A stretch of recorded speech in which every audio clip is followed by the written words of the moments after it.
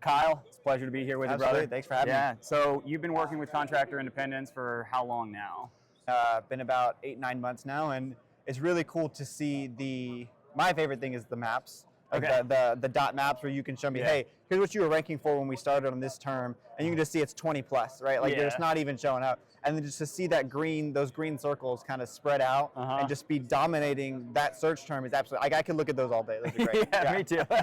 That's awesome. So you're the director of marketing for Cornerstone Construction. How many marketers between this company and the last roofer that you worked with, how many marketers have you engaged with personally? A ton. When I came on at Cornerstone, they were kind of making the switch from being a storm restoration roofing company, you know, like a lot of people in the industry, how you start, to being a retail-focused roofing company.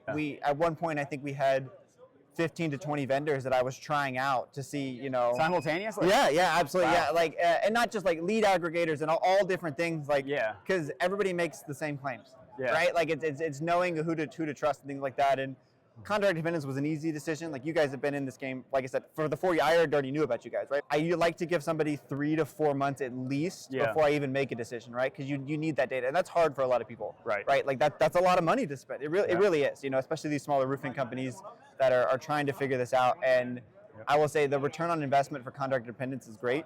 It's been a really good experience. So, I mean, Brittany's our project manager. She's fantastic. And it's been really good. And the transparency on the data, transparency on what you guys need, like you're not afraid to ask.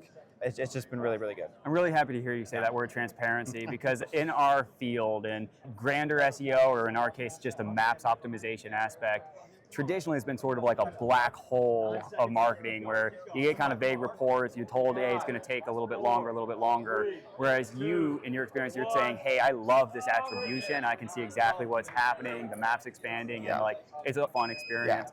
People that don't know how Google works, like, they just see the list, right? They don't understand how that list works and how you're paying/fighting to be in that top before you even get to that traditional SEO that most people think of when they think of SEO and ranking is like those ones that are now, you know, 2/3 down the page, like they're not even at the top anymore. They may as well not be there, having somebody specifically focused on the maps is huge. Like that's the top of the page. Like next to paid ads, like you're right in the maps. Like the maps are vital in my opinion. Out of the inbound calls that you get from maps, what's that like for your team to receive one of those leads versus leads from, I don't know, like a lead aggregator? Yeah, no, it is a fighting game and you have to be on it all the time. Google's not that way. It's very high intent. It's not a white labeled ad that some of these aggregators, free roof, hey, government assistance program, like that's what they're doing, right? But with Google, it's high intent. They are looking for something. They know what they want. They're usually ready to buy, and it's usually almost always going to be a much higher quality lead. Right, and so that's why Google is so important. 40% lead to appointment conversion, and maybe a 20% close off of that. Whereas an inbound call from Google it's booked. Walk me through the process.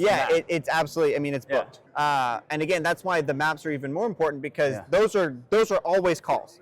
Like we have a person in our office. All she does is answer the phone and call leads. Like that's it.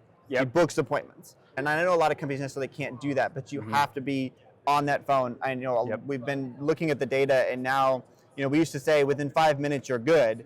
It's 1 minute, right? Like you have 1 minute. Like they're gonna call somebody else. They're gonna do something else. You got to answer that phone right away. Yeah, absolutely. Makes sense. As far as like from a lead gen standpoint, so AI is important, but it's also starting to move in the direction of recommending services. Like you might be in a chat and it might start recommending. That's going to start getting more popular.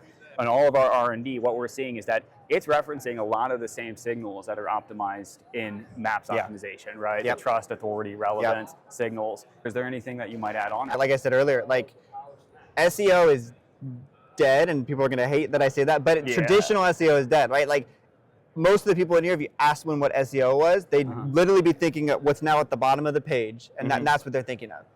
I'm not trying to rank there. Like you've got Angie Ads there, you've got Yelp there, you've got these massive companies that have these backlinks and this branding that I can't compete with, right? I can be in the maps, and I can let the large language models like ChatGPT and the ones that people are using now, they're using like, hey, what's the roofer near me?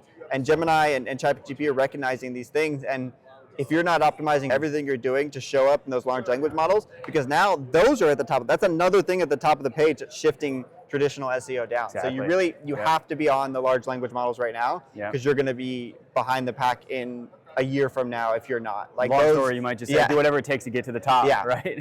Well, Kyle, this has been an amazing conversation. You're a wealth of knowledge, a wealth of experience, so I appreciate you taking the time to shed some value here. Absolutely. Thank you, guys. Yep.